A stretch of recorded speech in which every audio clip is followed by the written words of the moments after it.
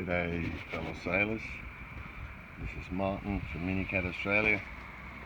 I just wanted to share a tip with you that relates to, I call this the stress line, right? That's when things have gone wrong, you lost balance, fell off the boat, or just overdone it, didn't pay attention to the gust, whatever the reason is, your MiniCat has capsized. That's what you end up with. You pull out this rope to righten the boat again, which is basically, generally spoken, an easy thing to do. What I found over time is whenever you righten the boat, keep this final loop on your wrist at all times, because once the boat comes up and the wind gets hold of the sail, or you have forgotten to open the cleats or anything else, and the boat tries to get away from you, that'll hold you onto the boat. I can tell for sure, if the boat takes off by itself, you will not be able to swim to get to the boat again. So rule number one, keep this closed on you, on your wrist, on your arm, whatever you do. Then what I'll do, I have about halfway in a second loop. Other people make that different in a way that they have knots along the line they can grab onto, but especially with wet hands and grabbing onto the rope, it's not very convenient, it's not big enough, you slip through and probably tear some skin off your wet hands anyway. So I'll make about halfway in, so this is pretty much halfway. I'll just show you the measurement.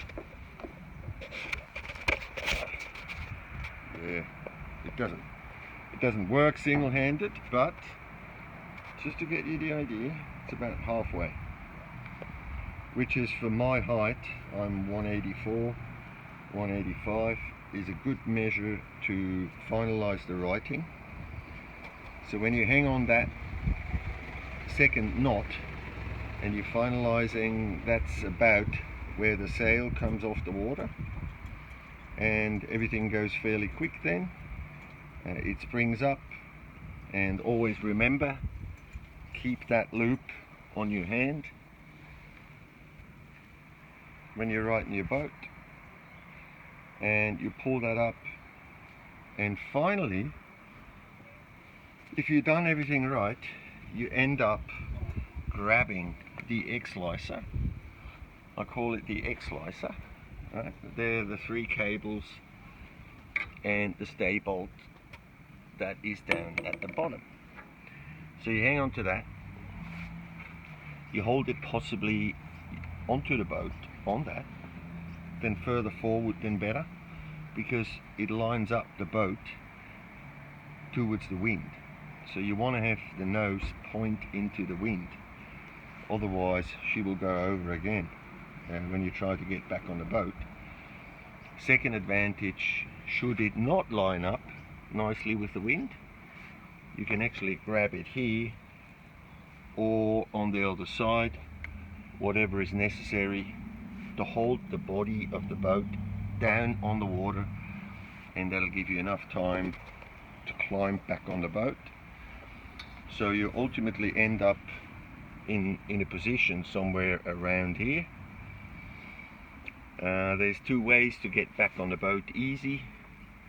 You can tuck your knee into this and push up and reach for the mast and pull yourself up on the mast, or end, I better say end, but be aware, if you push on that cable, it's only that clip down here that holds this rope in. So when you have to do it gentle, and be wary that this is only held together by this clip here. But what for me makes life easy to get back on the boat, I made myself this simple homemade ladder It's a 3-step ladder that hangs at the front. It's basically clear of the water line when you're sailing, and it doesn't bother you, it's not in the way or anything. And once you're in the water, the boat is right again, everything is under control. You just pull those 2 rubber bungees off and that unfolds, and I'm not sure whether you can see that, but that will give you a good foothold to go back on the boat.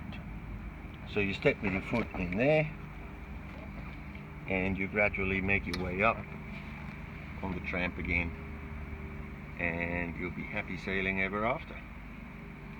Okay, so that might take some of the stress out that people experience in capsizing, but I'll tell you one secret: if you never capsize, you're just not trying hard enough. Alright, so good luck with that.